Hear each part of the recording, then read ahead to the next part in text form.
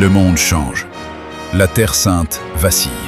1291, chute de Saint-Jean d'Acre. Le dernier bastion croisé s'effondre sous les coups des armées musulmanes. Le temple perd sa raison d'être militaire, mais il conserve sa richesse, ses terres et son secret.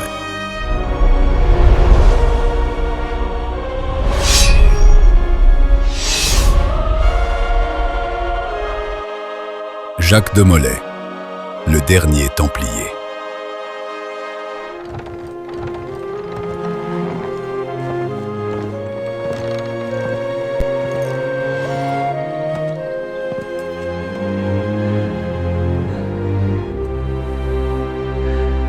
Mon fils, bienvenue parmi nous. Mon enfant, Dieu t'a choisi pour libérer les terres saintes du Christ. Le temps s'éclaircit enfin. C'est une belle journée pour une promenade, messire. Oui, que la route est agréable.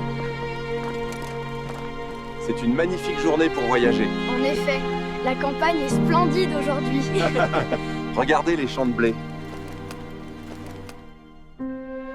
Jacques a désormais 16 ans. L'âge des jeux s'efface et celui du destin s'ouvre devant lui.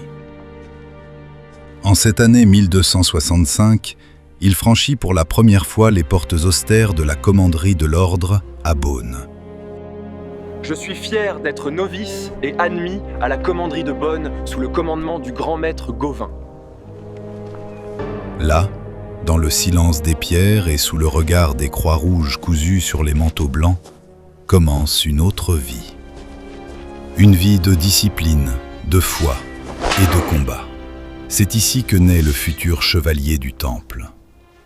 C'est ici que commence la route de Jacques. Frère Jacques de Molay, tu rentres dans l'ordre initié par Hugues de Pin et Bernard de Clairvaux.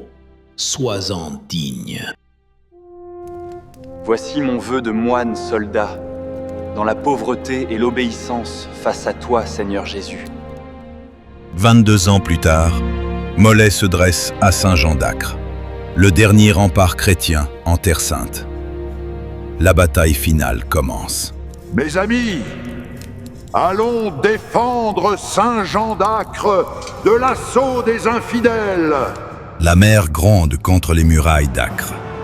Le ciel est noir de fumée.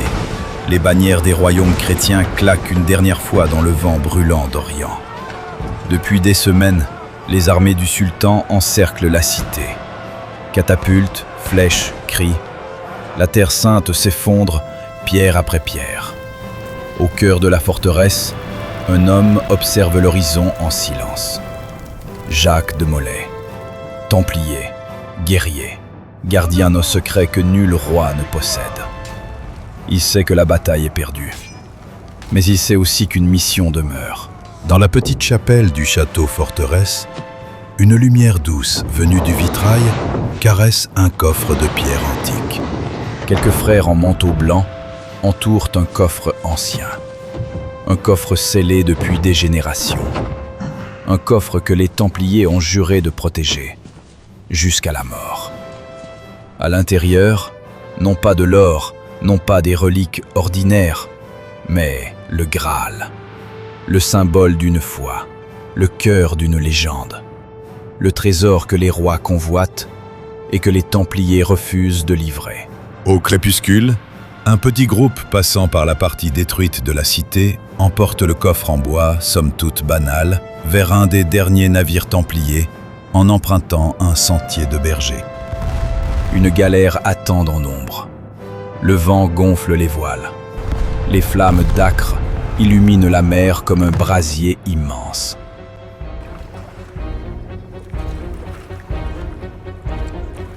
Et tandis que la cité disparaît derrière eux, Jacques de Molay contemple l'horizon. Il ne fuit pas, il transporte l'espoir. Car ce soir-là, en l'an 1291, alors que la Terre Sainte s'éteint dans le sang et la cendre, le Graal quitte l'Orient. Après les défaites en Terre Sainte et la chute des derniers bastions des croisés, l'ordre du Temple se retrouve affaibli, dispersé et incertain de son avenir. À Chypre, refuge des survivants, les chevaliers cherchent un guide capable de relever l'institution meurtrie et de porter encore l'espérance d'un retour en Orient. Au milieu de cette assemblée grave se tient Jacques de Molay, âgé de 35 ans.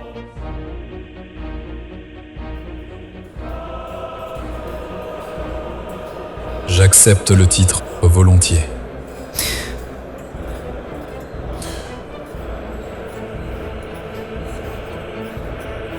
Mes frères,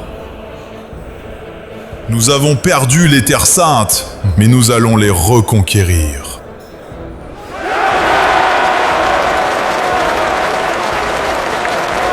Forgé par les combats en Judée, marqué par la perte de ses frères d'armes, il incarne la fidélité, la discipline et la persévérance des Templiers. Dieu le veut. En avant, marchons.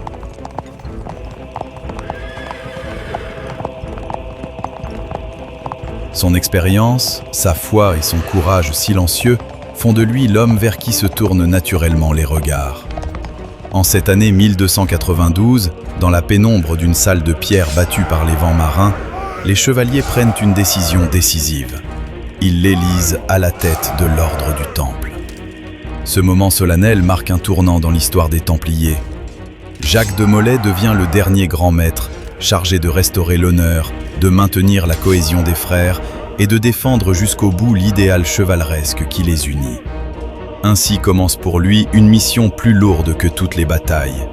Guider un ordre blessé dans un monde désormais hostile et porter jusqu'à la fin le destin du Temple.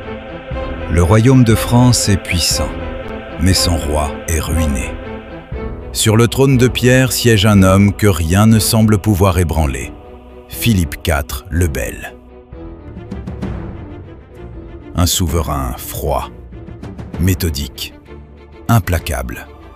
Ses armées ont combattu sans relâche contre l'Angleterre, contre la Flandre, contre tous ceux qui menaçaient la couronne. Mais la guerre a un prix, et ce prix est colossal. Les coffres du royaume se sont vidés, les dettes se sont accumulées, les créanciers se pressent aux portes du pouvoir, et parmi eux se tient une puissance plus riche que toutes les autres. Une puissance silencieuse, disciplinée, redoutée. L'ordre du Temple. Pourquoi les caisses du royaume sont-elles vides ?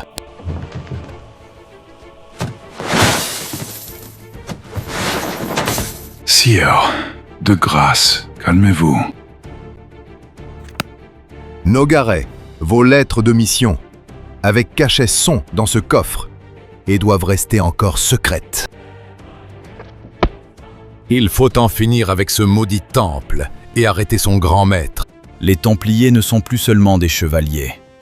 Ils sont devenus les gardiens de l'or des rois, les maîtres d'un réseau financier qui traverse l'Europe, les banquiers des souverains et des royaumes.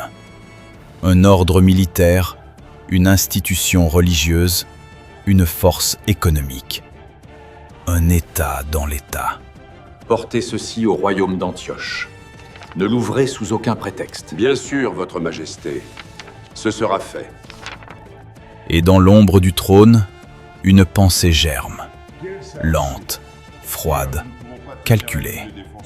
Si le roi ne peut rembourser sa dette, alors il doit faire disparaître son créancier. Pour vaincre le Temple, le roi doit d'abord conquérir Rome. En l'an 1305, un événement change l'équilibre du monde chrétien.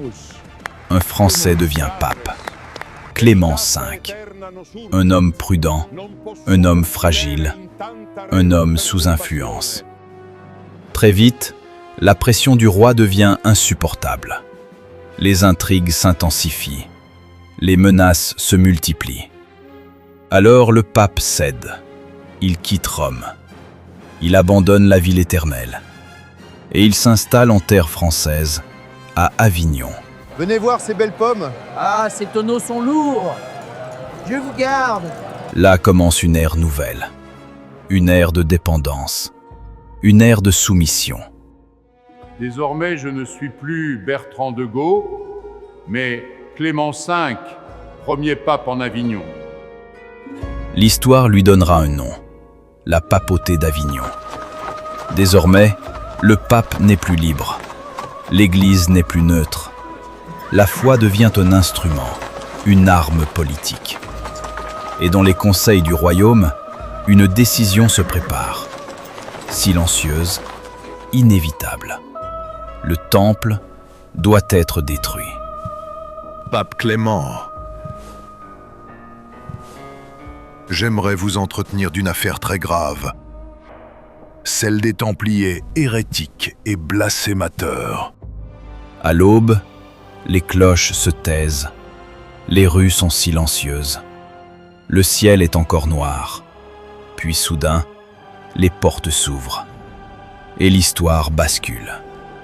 Vendredi 13 octobre 1307. À la même heure, dans chaque ville du royaume, dans chaque commanderie, dans chaque forteresse, les soldats du roi frappent. Une opération secrète, préparée pendant des mois, exécutée en une seule nuit.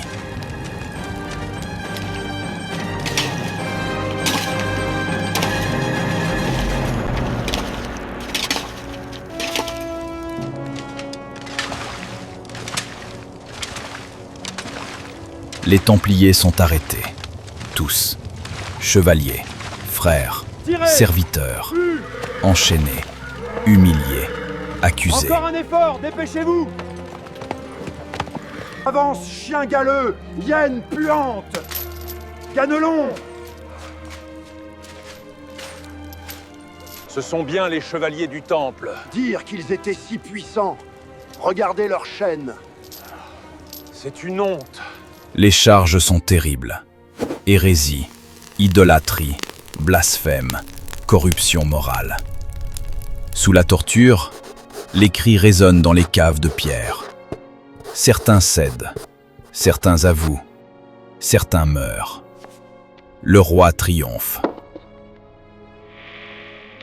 Les Templiers, emprisonnés dans les cachots du royaume, subissent interrogatoires et tortures afin d'arracher des aveux souvent mensongers. Hérétique, tu vas avouer ton commerce avec le diable par le fait de cracher sur la croix.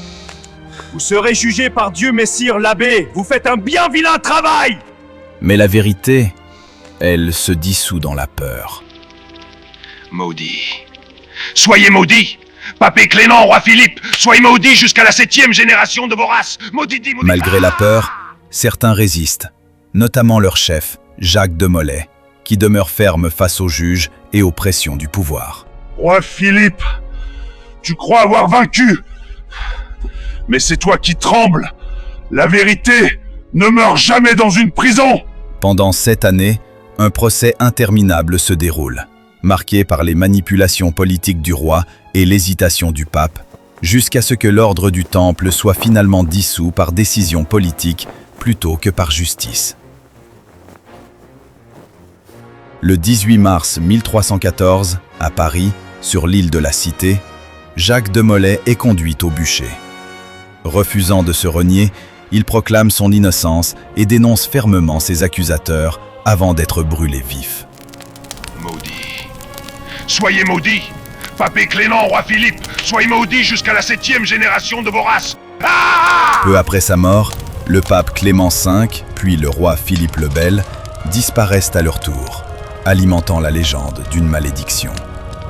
Ainsi s'achève l'histoire des Templiers, non dans l'oubli, mais dans le feu et la mémoire, laissant derrière eux une trace durable dans l'histoire.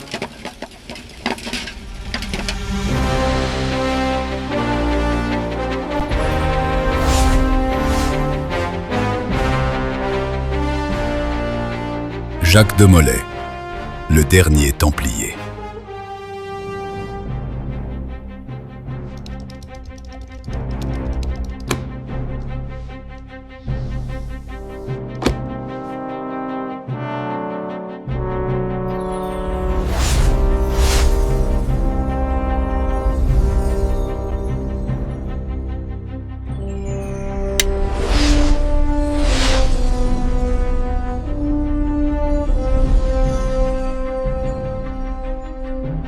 Abonnez-vous à MLQ Studio ou à Cinécast, parce que la culture mérite un autre cinéma. Entrez dans l'histoire.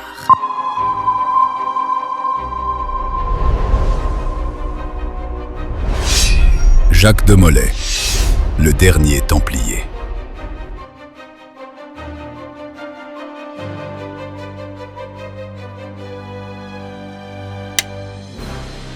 Parce qu'un autre cinéma naît.